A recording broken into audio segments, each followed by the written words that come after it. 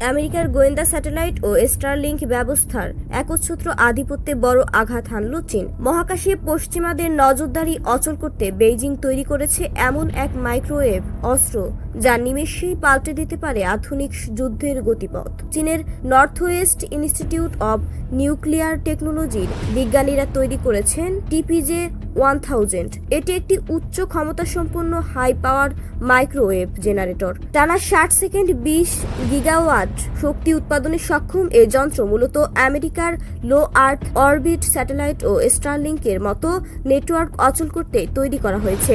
আধুনিক যুদ্ধে যেখানে স্যাটেলাইট যোগাযোগের প্রধান মাধ্যম, সেখানে এই অস্ত্র এক বড় হুমকি।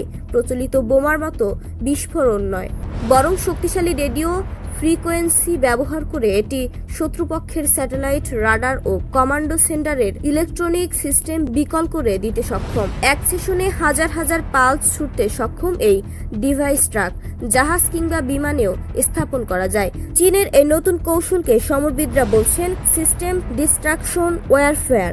ভবিষ্যতে যুদ্ধ যে শুধু মিসাইল বা বুলেটে নয়, বরং তথ্য ও যোগাযোগ ব্যবস্থার ধ্বংসের মাধ্যমেই জয় পরাজয় নির্ধারিত হবে। চীনের এই প্রযুক্তি সেটাই চোখে আঙ্গুল দিয়ে দেখিয়ে দিল।